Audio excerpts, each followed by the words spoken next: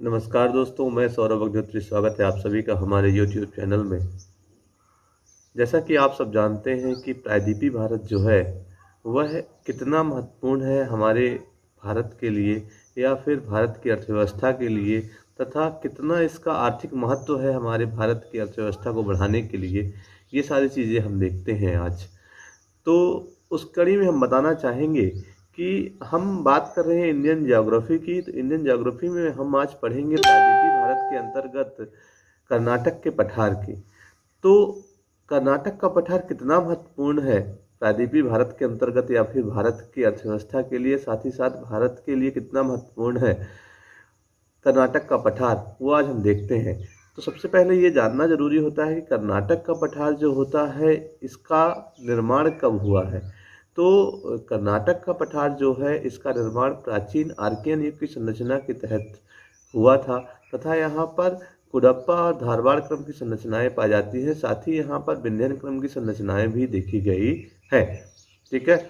अब यहाँ पर ये ध्यान देना जरूरी होता है कि जो कर्नाटक का पठार है, यहाँ पर क्वेश्चन किस प्रकार के आते हैं।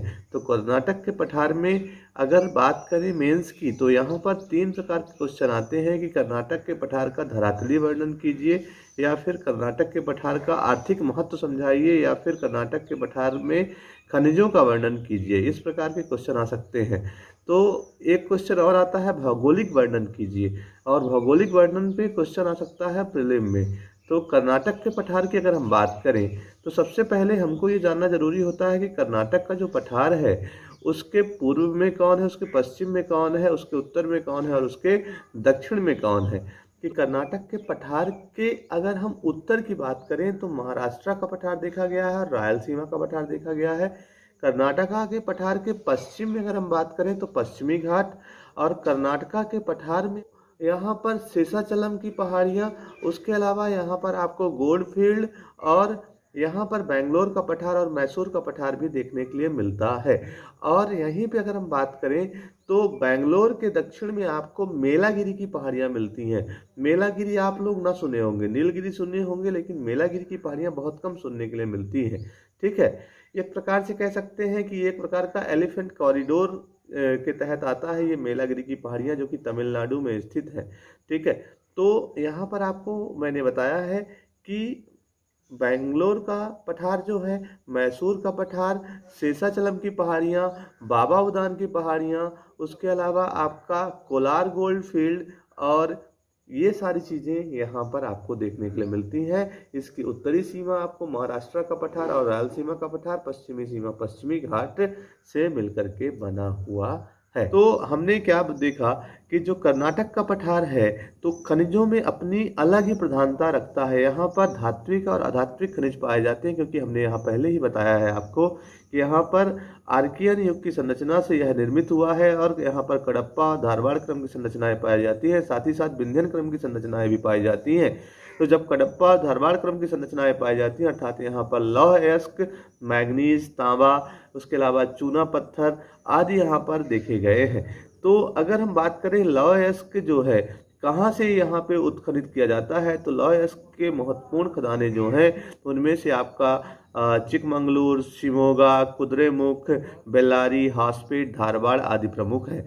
अब यहाँ पर अगर बात करें तो आपका जो शिमोगा और चिकमंगलूर लौह अयस्क है, इनका उपयोग भद्रावती लौह इस्पात संयंत्र में किया जाता है। वहीं पे अगर हम बात करें बेल्लारी और हासपेट क्षेत्र से जो लौह अयस्क का उत्खनन किया जाता है, उसका उपयोग विजयनगर इस्पात केंद्र में किया जाता है। अब इसके बाद अगर बात करें तो अगर यही लौह अयस्क को विदेशों में कभी एक्सपोर्ट करना हो तो कहाँ से करेंगे, तो यहाँ पर जो आपका मंगलौर बंदरगाह है वहाँ से विदेशों में एक्सपोर्ट किया जाता है।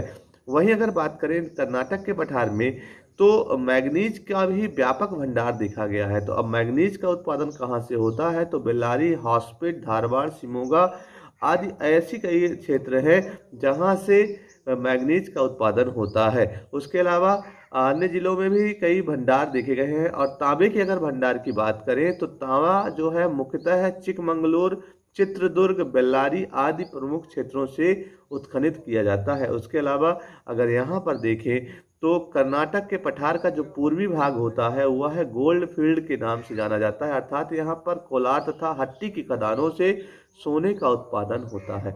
तो यहाँ पर हमने देखा है कि कोलार तथा हट्टी की खदानों से क्या हो रहा है, सोने का उत्पादन हो रहा है, जो कि कर्नाटक के पठार के पूर्वी क्षेत्र में पाया जाता है। इसके अलावा रायचूक जिलों में भी सोने का जमाव देखा गया है।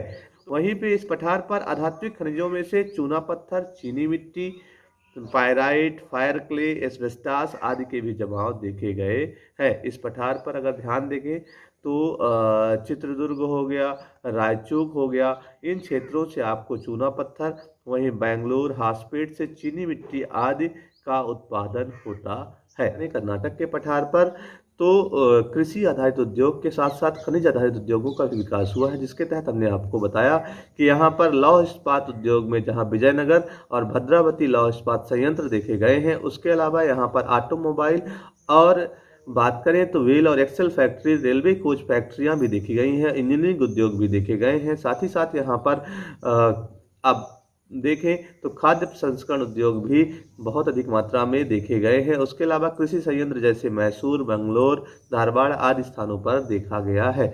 वहीं यहाँ पर आईटी इंडस्ट्रीज का भी काफ़ी विकास हुआ है, जिस कारण से बेंगलोर को सिलिकॉन वैली ऑफ इंडिया के नाम से भी जाना जाता है। अब अगर बात करें मिट्टी की, तो यहाँ पर मुख्य रूप से लाल पीली मिट्टी पाई जाती है, लेकिन यहाँ पर कुछ क्षेत्रों में काली मिट्टी का भी जमाव देखा गया है और इस कारण से यहाँ पर कृषि का भी विकास अत्यधिक मात्रा में देखा गया है। और कृषि का विकास के लिए यहाँ पर नहरों, तालाबों और नलकूपों का भी है, अत्यधिक मात्रा में इसकी सहायता से कृषि की जा रही है, जिस कारण से यहाँ पर मक्का, रागी, रेशम और कहवा तथा चावल की कृषि की जा रही है। उसके अलावा यहाँ पर देखा गया है कि इस कर्नाटक के पठार के क्षेत्र में कॉफ़ी का अत्यधिक उत्पादन किया जा रहा है। अब अगर बात करें कर्नाटक के पठार के अंतर्गत कृष्णा, कावेरी, तुंगभद्रा और भीमा नदियाँ देखी गई हैं, जो कि यहाँ पर जल वृद्धि की व्यवस्था करती हैं। साथ ही साथ कृषि के लिए और जलावतरण के लिए भी यहाँ पर बहुत ही महत्वपूर्ण स्थान रख रही हैं। और यहाँ पर अगर हम बात करें पर्यटक स्थलों की, तो यहाँ पर आपको नागरहोल, बनेरघट्टा, कुर्ग, मैसूर, बांदीपुर आदि ऐसे कई पर्यटक स्थल देखने के लिए मिलेंगे। साथ ही साथ यहाँ पर कई राष्ट्रीय उद्यान भी देखने के लिए मिलते हैं। और अगर हम बात करें तो पिछले कुछ समय में टाइगर रिजर्व की अगर बात करें तो भारत में सबसे ज़्यादा टाइगर भी कर्नाटक क्षेत्र में देखे गए थे।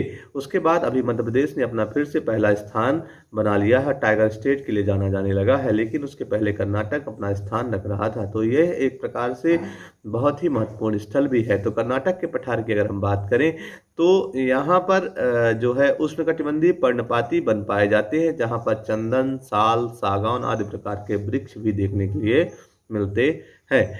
और ये जो क्षेत्र है तो इमारती लकड़ियों के लिए भी बहुत ही महत्वपूर्ण क्षेत्र माना जाता है। कर्नाटक के पठार की जो जलवायु होती है वह सम जलवायु पाई जाती है और यह प्रदेश जो है पर्यटन के लिए व्यापक संभावनाएं बना के रखा हुआ है। और यहाँ पर कई सारी जल विद्युत परियोजनाएं भी देखी गई हैं। आज हमने देखा कर्नाटक के पठार के अंतर्गत एक महत्वपूर्ण स्थल भी देखा गया है, जिसमें आपको जो गरसप्पा जलप्रपात जो कि शरावती नदी पर है यह भी देखा गया, जो कि भारत का सबसे ऊंचा जलप्रपात है। ये भी कर्नाटक के पठार के अंतर्गत ही आता है। ठीक है। वहीं पे कर्नाटक के पठार के अंतर्गत एक जगह है अगुम्बे। तो कहते हैं कि अगर भारत में औसत वार्षिक वर्षा में सर्वाधिक स्थान है किसी का, तो अगर चेरापूंजी क्षेत्र को छोड़ दिया जाए, मासीराम क्षेत्र को छोड़ दिया जाए, तो अगुम्बे जो है भारत में दूसरा सबसे ज़्यादा औसत वार्षिक वर्षा वाला स्थान जो है कर्नाटक के पठार में ही स्थित है।